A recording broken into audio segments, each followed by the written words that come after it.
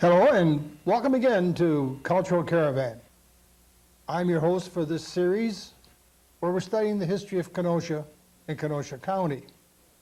The episode today will be about the turn of the century. We will be looking at Kenosha from 1900 to 1909. I think you'll find it interesting in the fact that we're about to turn over a new century. So let's see how it was in Kenosha 100 years ago.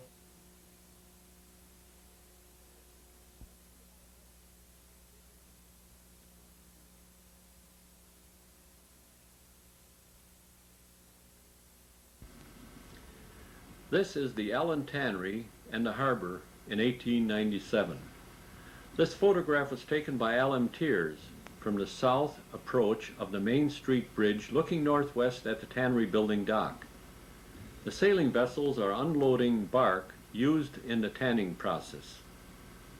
The location of the Kenosha Evening News in 1897 was at the triangular intersection of Park Avenue, 6th Avenue A, and South Main Street or 6th Avenue and South Street, 59th Street.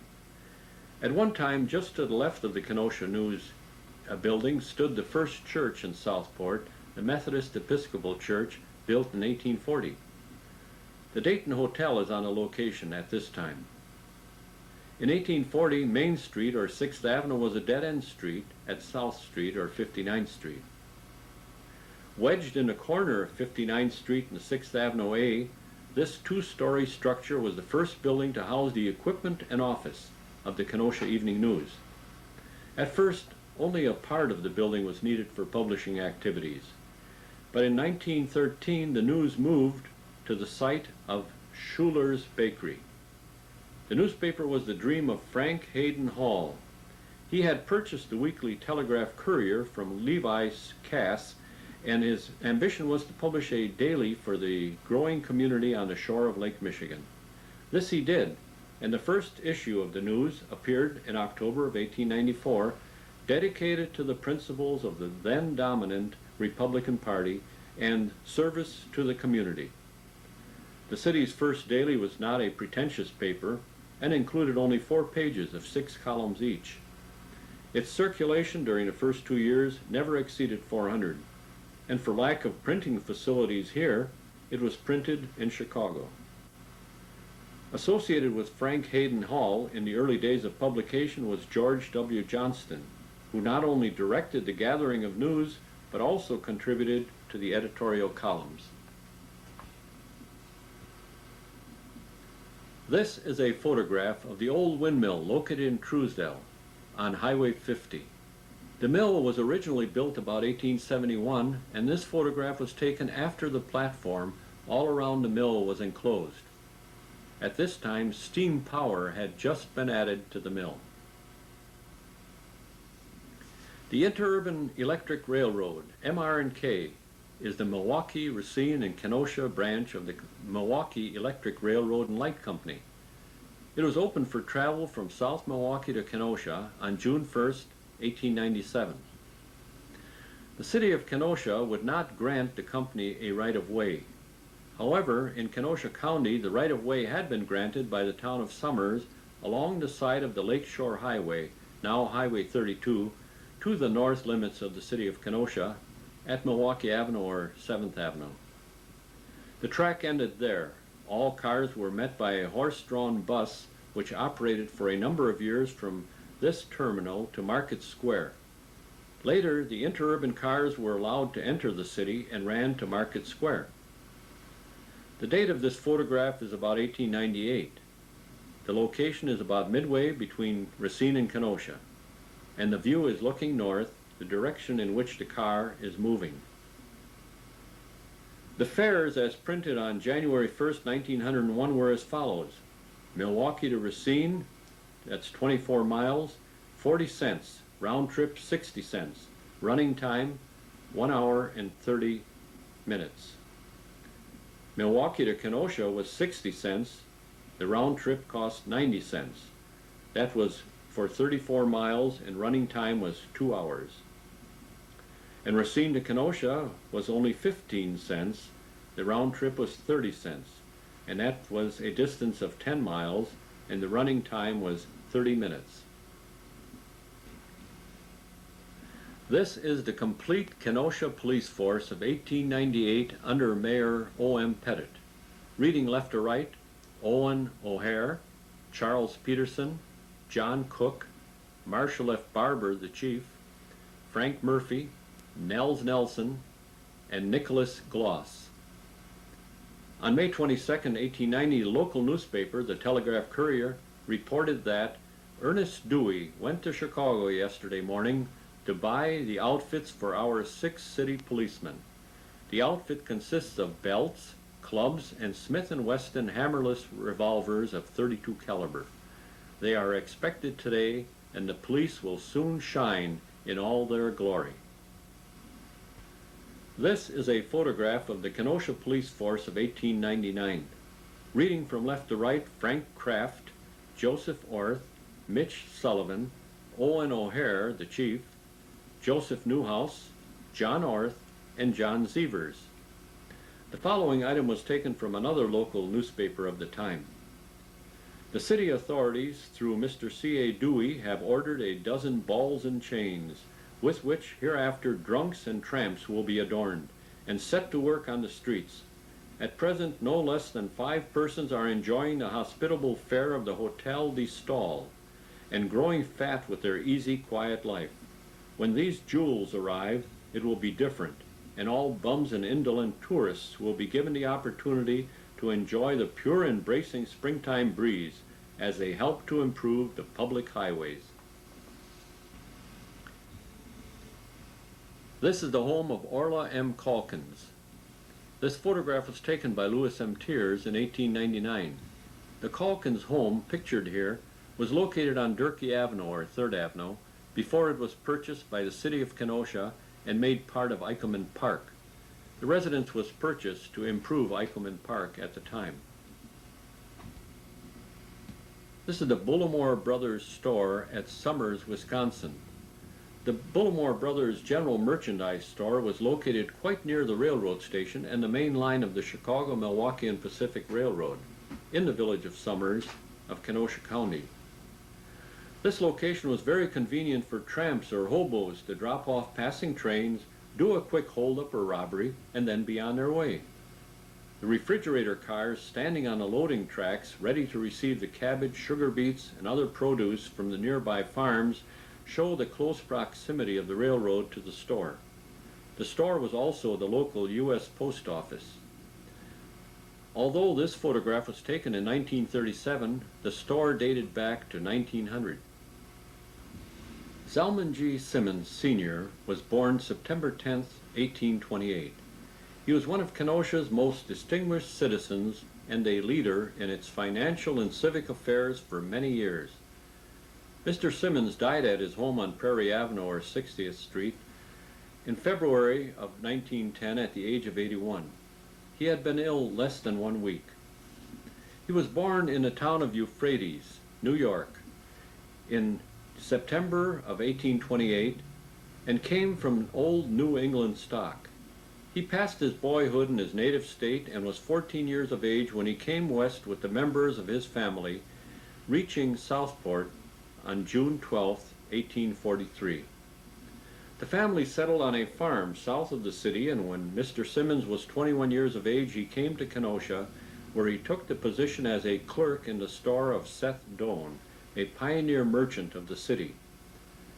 This was the beginning of the long period of business life of Mr. Simmons in Kenosha.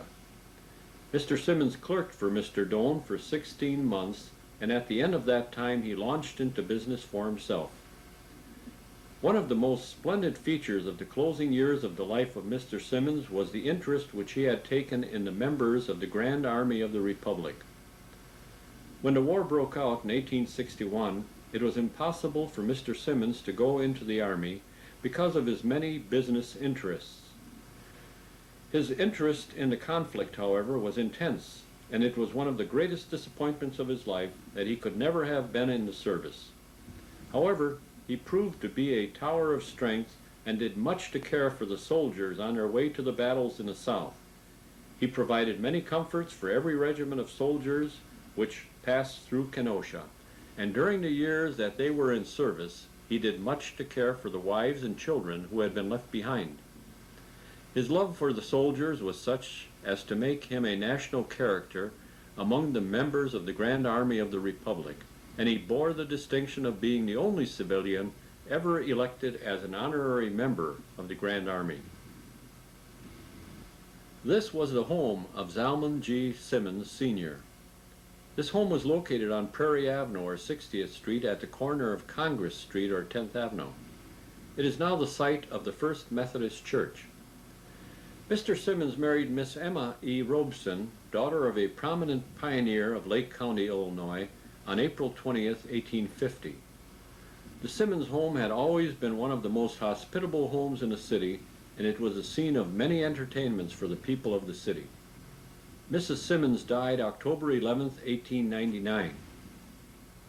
The couple had 6 children: Gilbert M. Simmons, who died in the prime of manhood; Nelson L., the second son, died at the age of 3 years; Minnie J., who lived to womanhood and married; Ezra J., who died at the age of 13 years; Emma Bell, who lived to womanhood and married; and Zalman G. Simmons, Jr., the youngest of the family, who became associated with his father in the various businesses of the family. Mr. Simmons began the custom of entertaining the members of the Grand Army in Wisconsin and northern Illinois at a reception at his home.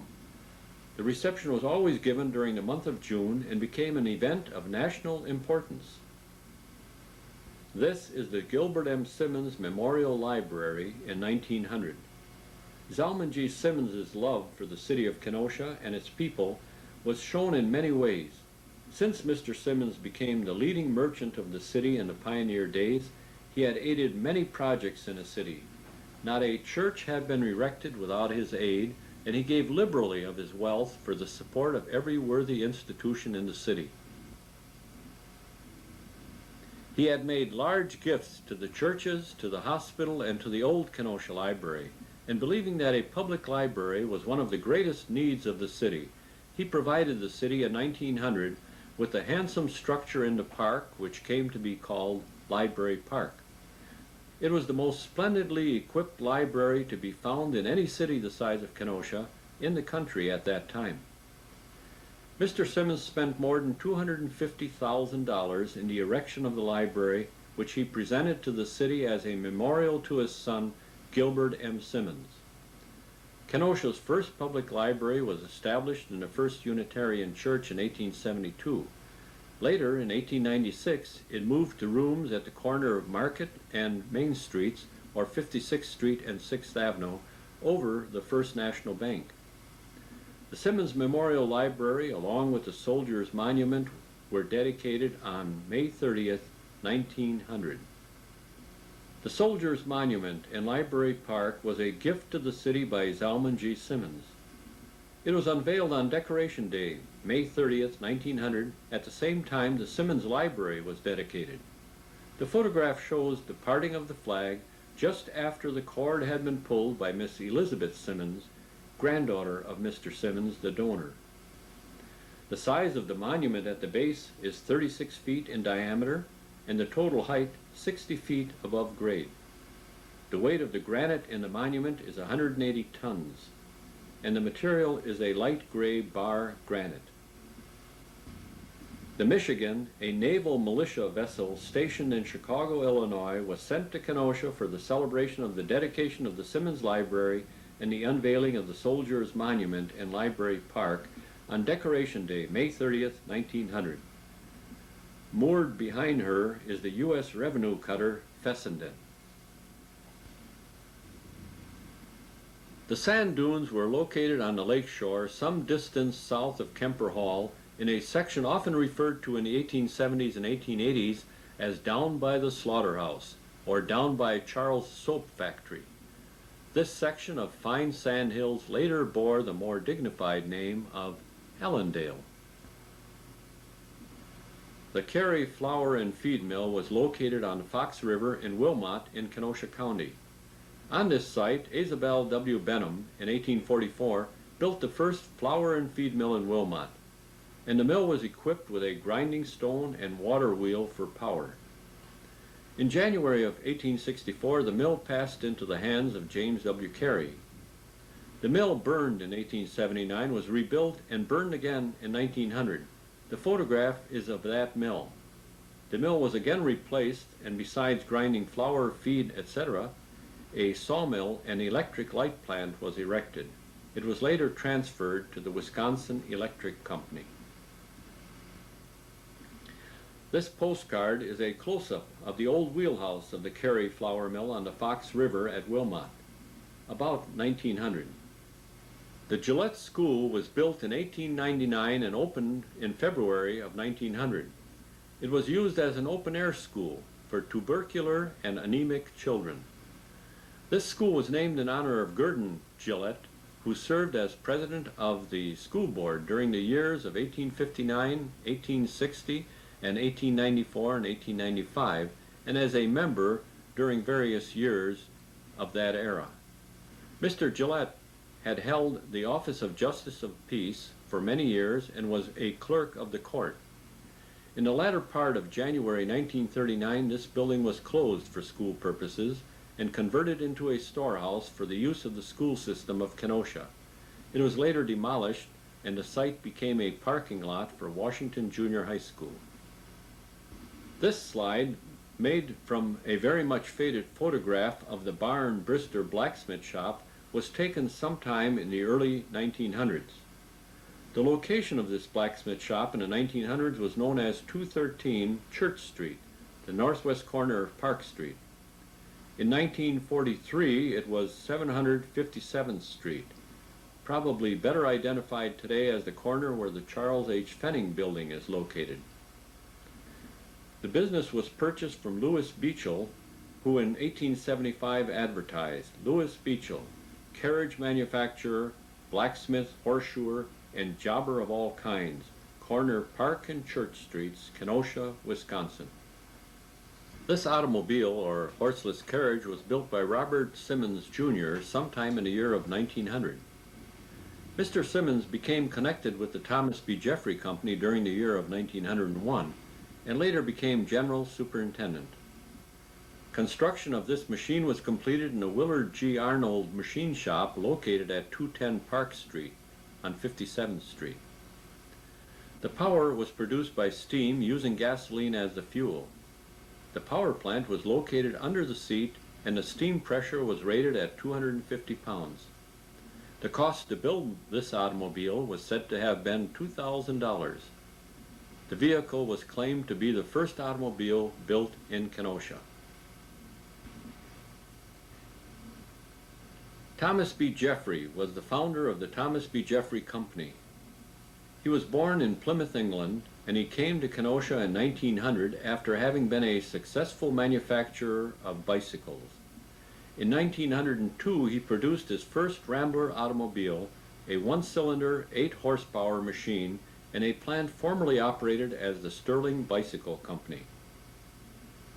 It may be of interest to Kenoshans to note that it depended upon something almost as unimportant as the flipping of a coin to decide that Mr. Jeffrey would continue in the automobile business instead of going into the manufacturing of a street lighting system. At one time, he manufactured a gasoline light which sold well to communities for street illumination. That was in 1903. The orders for lamps swamped his production facilities, and he was confronted with the necessity of either embracing the lighting business or the automobile business. He made his decision overnight when approached with a proposition to sell the gasoline lamp industry. He decided to remain in the automobile industry. That decision resulted in the Jeffrey Company and subsequently the Nash Motors Company.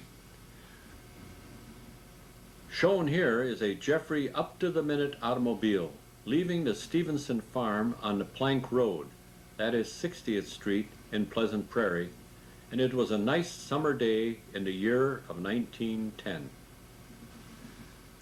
This was the Second Ward School. Legislation for establishing free public schools in the village of Southport was approved by the citizens of Southport in 1845, being settled by a referendum vote after much opposition and delay. This legislation, for which all of Wisconsin is indebted, was largely the result of the labors of Colonel Michael Frank, editor of the Southport Telegraph and member of the territorial legislature.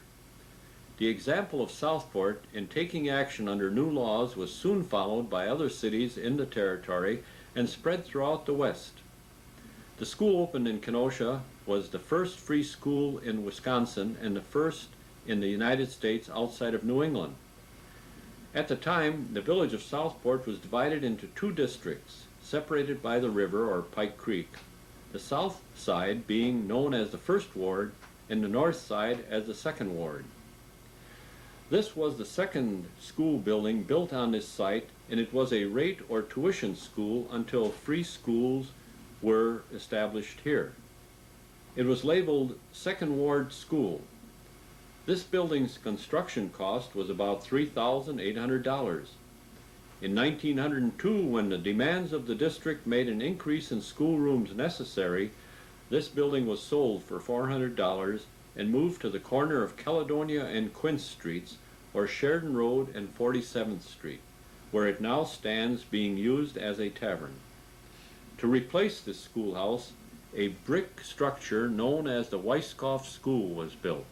The Weiskopf School was built in 1901 and opened in September of 1902. It was the third school built on this site.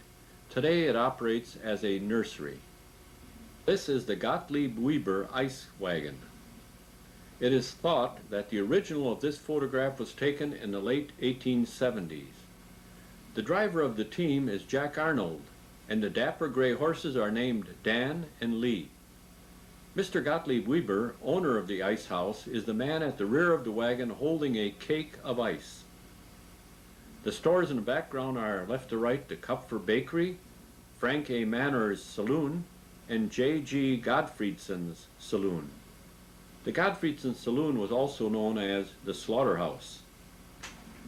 Gottlieb Weber's Ice House was one of the pioneering business establishments in Kenosha. He operated the first ice wagon in the city of Kenosha, and his beautiful horses were the envy of many of his associates. Mr. Weber died on April 6, 1903, within a month of his 76th birthday. His ice house stood at the north end of the Main Street Bridge. This high school room and recitation rooms occupied the entire second floor of the old high school, later called the Annex. The teacher's desk is in a foreground at the extreme north end of the room. The door at the extreme left was used by the girls and led to the stairs going down. The door at the extreme right was used by the boys and also led down. The remaining two doors led to the two recitation rooms. Over the doors and windows were busts of famous leaders of education, and around the wall were the blackboards, under which were built the platform on which students could stand while using the blackboard. Near the teacher's desk was an organ, which was described as follows. There was an old organ in the school, which was pumped by a boy at the rear, and judging by the doleful sounds which issued from its depths, it must have been possessed by a spirit in dire distress. The matting down the main aisle was made of rough, coarse hemp. The desks shown in the photograph are of a more modern type than were first used in the school. The first desks were of an iron frame with the necessary boards of black walnut, and each desk was accompanied with a chair fixed to the round cast iron base, which in turn was fastened to the floor. The rolling stock of Kenosha's first streetcar system consisted of two cars that had been used and about ready to be discarded by some other city. One car was painted black and the other yellow, and they were identified by color on the timetable. They went into commission in Kenosha on Sunday, February 1st, 1903. The photograph is of the yellow car at the end of its run, which at that time was at the intersection of Prairie Avenue and Newell Streets, 60th Street and 24th Avenue. The streetcar ordinance was passed by the City Council on June 25, 1900. However, it was vetoed by the mayor, but later was passed over his head by a vote of 3 against the ordinance and 13 for the ordinance. On February 15, 1932, the streetcars were discarded and replaced by 22 electric trolley buses. This photograph of Kenosha Harbor in 1905 was taken from the south approach of the Main Street or 6th Avenue Bridge, looking north. The Allen Tannery office building is to the left, and the Hotel Schlitz is in the center. And harbor side of the hotel was the Peter Fisher Jr. coal yard. The center or swing part of this bridge later was moved to form part of the Middle Street or 50th Street Bridge to Washington, that is Simmons Island. The local fishing vessel Mischief is laying in Mince's Creek at the north end of the harbor, beyond the Middle Street or 50th Street Bridge. She is in front of the fish shanties at the bridge to Washington or Simmons Island. The 2 stores at the top of the hill are facing North Main Street or 6th Avenue from the west side of the street. The store at the left of the team of white horses was a drugstore owned by Mr. William S. Lamb. The tall chimney and brick building in the rear of the photograph are of the Allen Tannery. The College of Commerce and residence of Otis Altrineri was located on Sheridan Road at the corner of Market Street or 56th Street. The building was erected in 1901, and the date of this photograph is about 1905. The building was also the home of Mr. and Mrs. Otis Altrineri, who established the College of Commerce in 1893. The building was sold in 1920 to make a site for the Hotel Algonquin, which was never built. The building later became the administration building for the Kenosha Public School System. In one of his benefactions, Mr. Zalman G. Simmons had this building constructed as the Henry M. Simmons Memorial Church for the First Unitarian Society. Henry M. Simmons, while not a relative, was a close friend of Mr. Simmons. At the time of Henry's death, Mr. Simmons was deeply touched and at once decided to give the church one of the most handsome structures in the city as a memorial to his friend. The church was built in 1907 and was dedicated on September 22nd of that year. The building was purchased on April 12, 1926 and equipped as the Boys and Girls Library at a cost of $45,000. The former church is, after many years, once again a part of the First Unitarian Society. Well, this completes episode 7, and now we're well into 1900. I think you've noticed a lot of names coming up that we recognize yet today. Weisskopf School, for example. Did you also notice that Kenosha always took a big interest in the school system, as they do today? Many other things have come to pass, as we've seen the Nash Motor Company, as known as Jeffrey at the time, becoming more important into the community. And many other little things that we can still remember today, and certainly the older people can remember. Well, I'm your host, Ed Werner. Thank you for joining us at this episode, and join us again as we continue our study of Kenosha and Kenosha County.